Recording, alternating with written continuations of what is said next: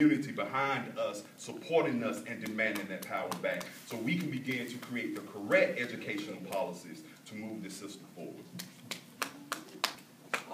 We don't just pause, but we don't, so I can get the cards from you, or to people to come to stand up and ask questions. But let's give this board.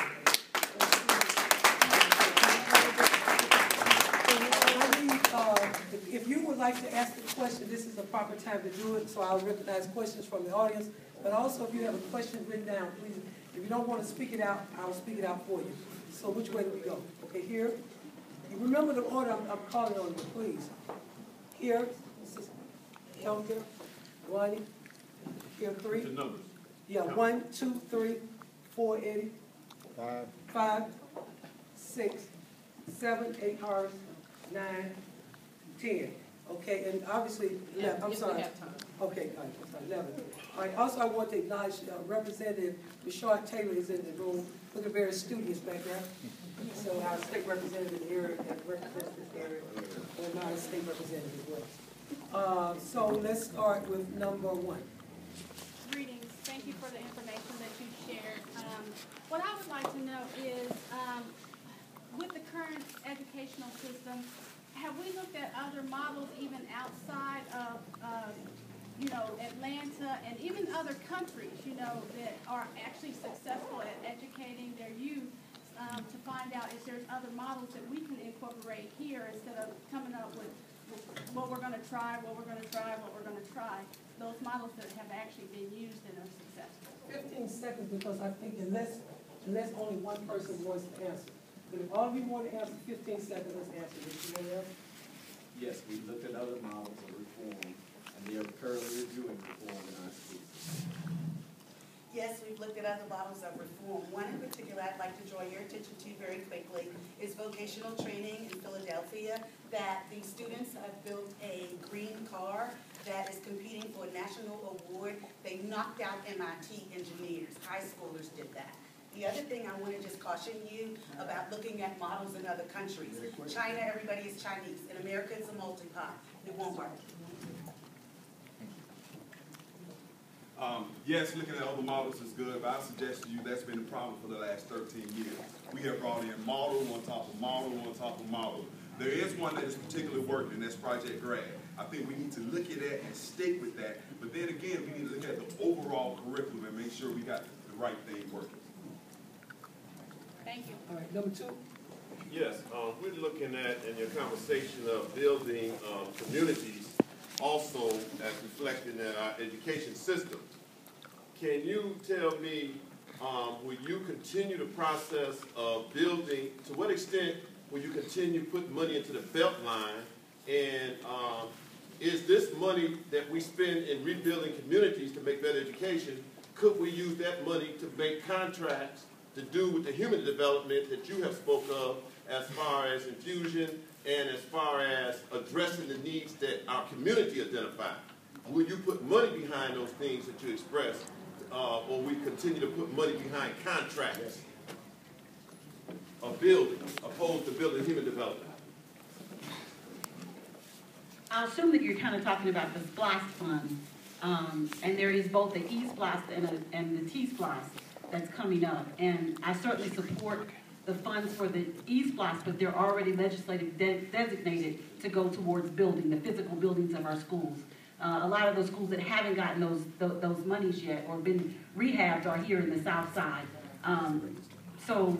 No, I'm talking about money that goes to neighborhoods like the Beltline.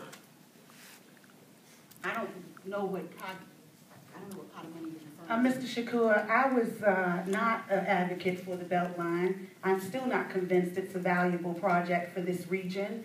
And I certainly, as a school board representative, am not going to forego any more Board of Education revenues for any more tax allocation districts because we have such a great need in our schools.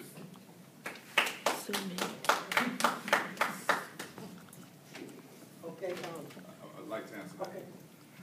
Vine City Housing Housing Ministries have a model of building housing for people, building people for housing. Structural development without human development is like faith without work. I've just been instructed by my leader that we have so many other presentations today, And so if this is not a burning question, even you may be number 3, I need to ask some people to forego their questions so that the actual business of the Concerned Black Clergy does get taken care of. So who's number 3? Is this something burning? My question is short. I'd like to know, have you read the No Child Left Behind bill, and what do you think of it? Quickly. Long answer, what we think of Yeah, it. yeah. Yes, we've read it. Yes. It's a carrot with no, it's a stick with no carrot. That's what I think. The stick is too big for the small carrot, to be honest. And it provokes people to doing the wrong thing for personal result, as we've seen clearly here. And we cannot blame that on the man, because these were black people doing it to black children. What I'm gonna do is, I'm under instruction, in life you have to follow instruction, I'm under instruction at this point. But what I would like to say is that, some of you may not have known, but if you want to view this forum again, you can view this forum at the Voter Empowerment Collaborative page on Facebook. So the young lady has been recording it, and so this will be on Voter Empowerment Collaborative page on Facebook, so you can get a chance to see this again.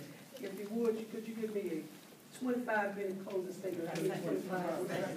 25 seconds. I'm going to take advantage of this 25 minutes.